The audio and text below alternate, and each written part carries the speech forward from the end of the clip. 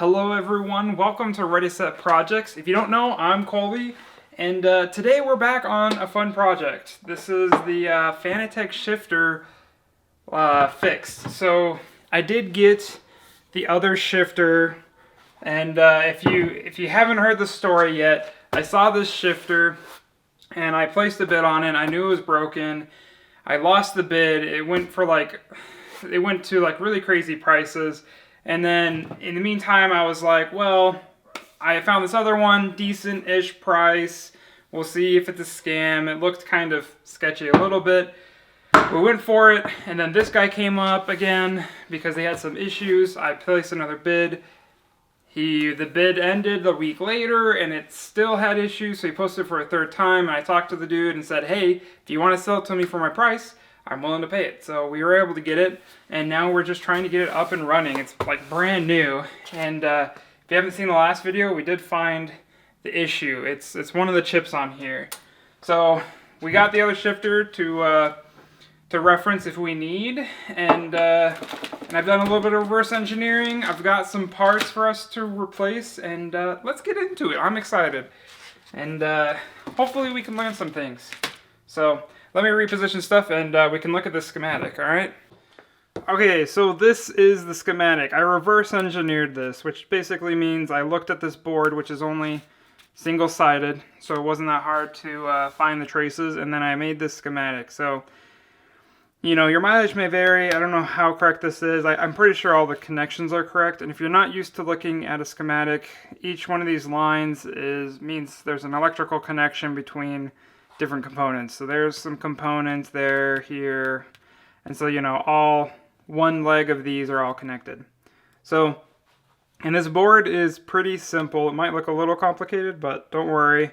J1 out here, that's that white connector. So we have 4 wires from there and ground, and this black wire right there is connected to this ground after the fact. And then pin 4 on the other side is our power in, and so we have some big capacitors up here to smooth that out. But these two ICs where one of them's blown, this is a sensor, a magnetic sensor, and you could see the magnet on there. And then this is like an amplifier, and the output of the amplifier is here on pin 6. It comes up test point 2 all the way out to pin 3. So if we connect to test point 2, and then where's the ground test point? Right here, test point 7. So if we connect between test point 7 and test point 2, that should be our voltage output to tell us what the position or what the angle of this magnet is. Some things, if you want to get technical, some fun things about this. You see we have between power and ground a voltage divider that comes in, and that voltage divider goes into the reference for the amplifier. And then we also have some feedback here. So let's see, output comes here, and through these components it comes back into the feedback with this, I guess like a gain resistor, because the VFG is the gain. And this other line is the enable or calibration, but I think they're using it as an enable. So essentially we have ground, enable, the output of this whole board, and then power in. And so we have, let's see, IC2 and IC1, yeah, U2 and U1. And on our board, this is what's blown up. And looking around, I've had some people say that it looks like maybe like an infinite gain kind of an issue, which means it would be issue with these components or those components, but we can't really measure those accurately that well until we pull this off. So first order business is pull off U2, which is the one that has the blow, like it's blown up on there, and then we can kind of go check out some of these things. And I am curious to see what voltage they're running this on. My guess would be 5 volts or something. But they also, on the working shifter that I bought, he sent the USB adapter, so now we can just use the USB adapter to plug it in and test it out. But it's probably not the best to plug it in when we know that there's a bad component on there in case it's shorted out or something. So also, I did get these 2 main ICs on here. These other passive components, they're probably fine, but these two, in case the sensor's damaged or the amplifier, I got both of them to replace, but I think we're going to pull this off, check the values. If everything looks fine, then slap on a new one, because maybe it was like some voltage spike or something that blew it up. But we'll go from there. So let's get that off and measure these components. We've got our soldering iron here, and we got to pull off right here, U2, as you see. 8 pins on either side right here, and hopefully without moving the other components, what I typically will do is just come in and make a big old glob that connects all the pins on this side, like that. See, so now there's a big old glob on that side, and we're going to make a big old glob on this side, connecting all the pins. And then with that much solder, you can, like right there, I did that pretty quick, but with that much solder, you have a lot of mass to put heat into, if that makes sense. So you can heat up the one side and then go and heat up the other side, and the first side will still be melted. And so you can just go like that. And now I know that one side is off, so I'm gonna grab onto this and just make sure that side's melted. So there we go. The blown up IC is off, and what I'll do from here is probably clean these up a little bit. Alright, well, the camera just kind of cut off there. Hopefully you guys can see this. So right here we have the 8 pads, and these 2 are missing. They really kind of came off after I used the solder wick in order to clean up those, but I've done alcohol swabs and cleaned it up. But yeah, these 2 pads are gone completely. They're really weak, and I almost wonder if it's from all the heat generated. I mean, you can see the silk screen, this white text. It's a little brown there, and that's not from me. That's from when this blew up. It got really hot. And I think, did I even show you guys the bottom side of this board? You can see right there, look how hot it got. And of course, that's right where those pads lifted up. So we will have to deal with that a little bit later when we actually go to put it back on. But I do have some 30 gauge wire and stuff, so I can make little jumpers and get everything connected back to what it should be, like the schematic. So right here, now we can do some measurements. So the first thing I want to measure, now that we've pulled off the amplifier, what I want to measure is this resistor right here. We could try that just to see if it's anything crazy, and then this feedback resistor over here. So R2, R1, and C4 are the main ones I'm worried about. So let's do that. Let's start with R2. So we're gonna get it into ohms. Test point 7 is our ground. R2, we just wanna go on either side of it, which is right here. So let's, whoop. 1K, which, I mean, that seems pretty dang good. So I guess it's a 1K. It's nothing weird. And then R1 is, where is R1? Right here. So hopefully, whoop. And just about a 40K, 39.3, maybe it's a 40K. That seems pretty good. This probably doesn't mean anything, but I'm just curious. Let's see what the, oh, we need to change the capacitance. To really get the capacitance of anything, you have to pull it out. And I think that's what's happening here. They can't do it. So, but anyway, so those 2 resistors look pretty dang good. So let's check R3 and R4. So if you remember, R3 and R4 is this voltage divider from the power in to ground. And if one of these kind of blew up or shorted out, then we could be tying this entire system to the input. So R3 is top, R4 is bottom. Let's just go in that order. So let's see, R3, there's R3. And what do we got? 0.85 kilo ohms, so like 850 ohms. Yeah, I mean, that seems a little weird, but maybe that's what they need. Oh, look. 0.85 kilo ohms. Or 0.85 kilo ohms. So that makes me feel a bit better because they're both the same value, so they're just literally dividing it in half. So far, that actually looks pretty dang good. I'm not too worried about just slapping on something else. Like, none of the resistors are shorted out. They're all coming out to values that make sense. So let's go plug in the shifter and then just try to see what voltage this whole system is running on. My guess would be 5 volts. It could be 3.3. I guess I could look at the data sheets of those sensors, but so what we want to do, and hopefully this works because I just have like a wall wart for this USB adapter. Let's plug it in, and then again, this plugs in like that. So I know black is there, but this wire is the ground, that wire is the voltage in. So we actually want to do the other way around, and maybe just doing it on here would be the easiest one. So there we go, we're on voltage, and we're gonna do ground positive, and look at that, right at 5 volts, which is good. Yeah, so we are getting 5 volts. And I guess one other thing we could check is this enable or calibration line. 5 volts, check the enable. There's 0, and of course there's 0 coming back. Let's put the board back in without the amplifier on there, but with power on it, and then we can kind of measure what the voltage is across the, or coming out of the sensor.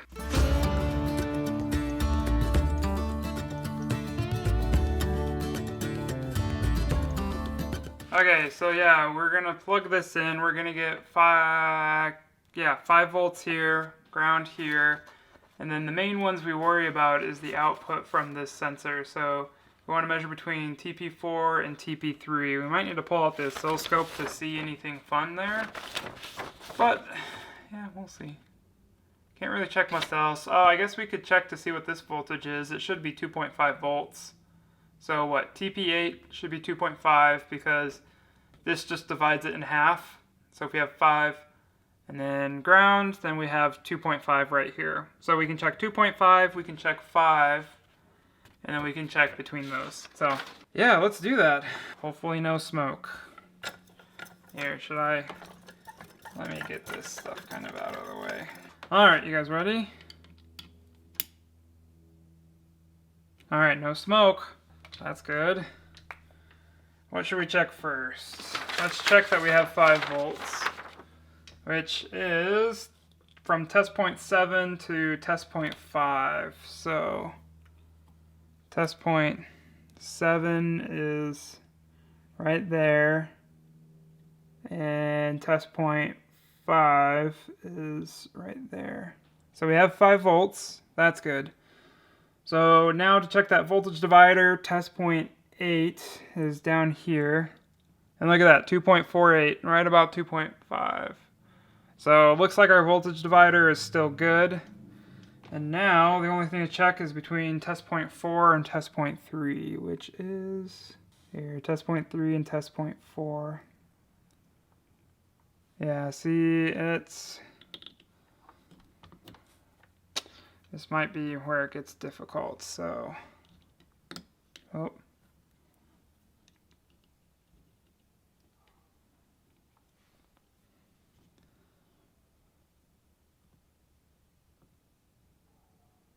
Okay, do you guys see that? Look, maybe we'll have to get this oscilloscope out. So we're at 0, and then as I go to one side, it's very small, 22 millivolts. That's why they have the amplifier, but it's pretty steady. And if I go back, so I wonder if it's gonna go negative. Yeah, negative 228 millivolts there.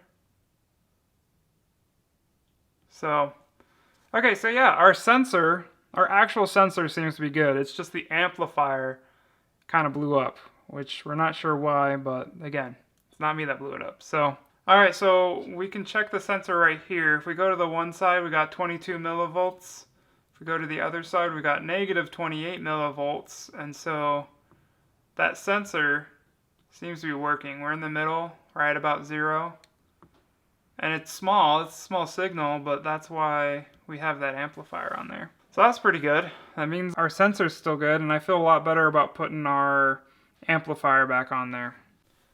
Okay, so now we're ready to put on the new sensor, but first I kind of need to check a couple of the connections now that I ripped those pads off. I just want to make sure that I know what's connected and what's not now that there's some board damage on there. So I'm going to check those and then we're going to get it on. I'll probably just time lapse all of this.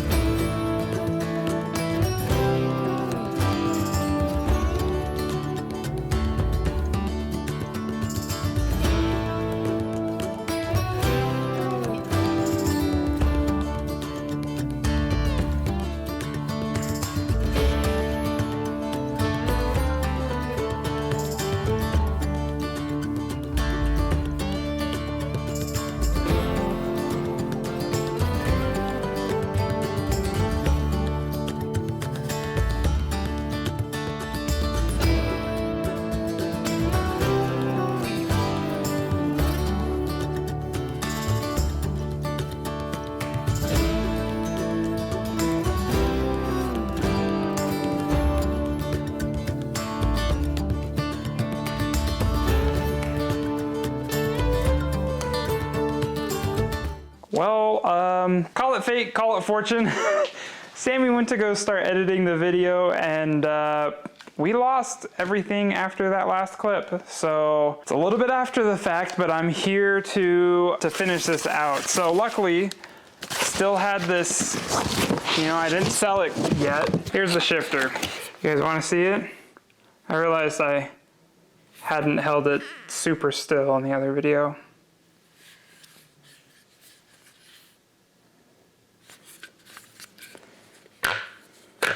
So as you guys inadvertently missed, and I gotta relay to you, is essentially what happened is I got it soldered together.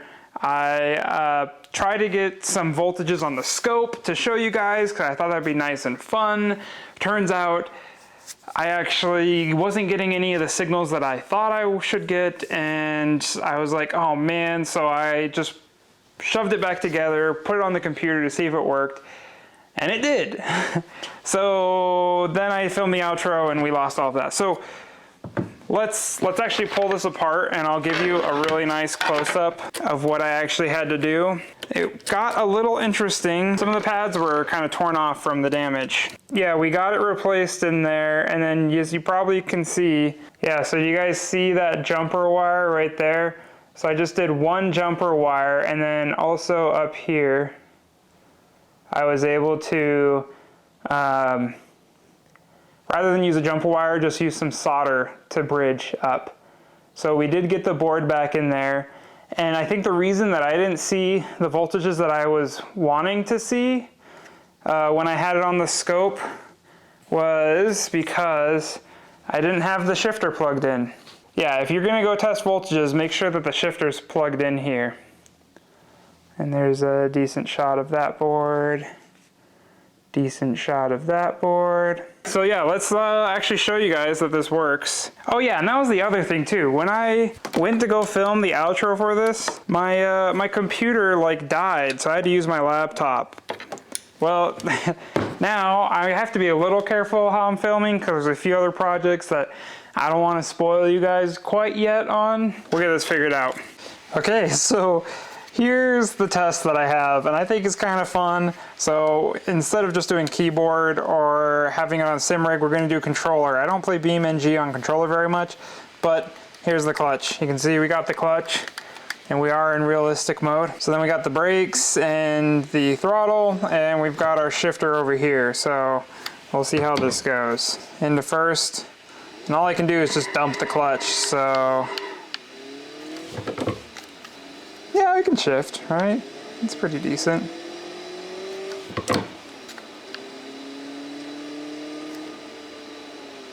Whoop. Whoop.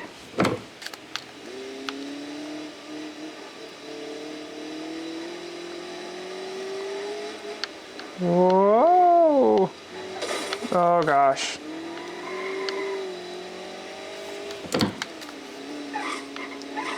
I am staying on the road, I promise.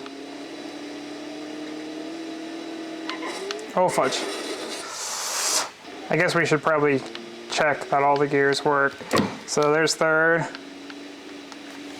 fourth, and fifth. Why didn't it go into fifth? There we go, fifth. Oh, fifth is the top. And then we're going to reverse.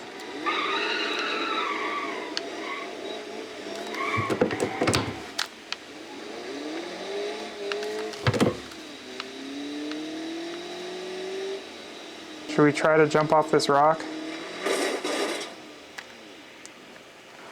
Shift into neutral, because we're ready for it.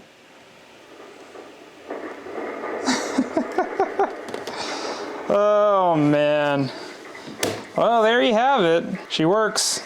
We successfully fixed the shifter, and it was kind of fun. We got to learn quite a bit about how it works inside, and we got to practice our soldering skills while we're at it too. So overall, I think it was pretty good. I wish I paid a little less, but you know, it was a fun experience. So I'm actually probably going to sell this guy because I don't need more shifters, and this one's in really good condition. And so I don't know, if I'm gonna sell something, I want it to be like really nice for someone else to scratch up and make worse. Like for my own stuff, I'm fine if it's scratched, you know, or I don't feel as bad to scratch it myself. So yeah, this guy, probably gonna try to sell it to someone else, and hopefully they can have a really good time with it, and it should last them a long time. So that's it for this video, and I'm so glad you guys came along with us. I hope you do subscribe so you can come on the next project and help out. But for now, I think that'll be it, and hope you guys have a good day. All right. Bye.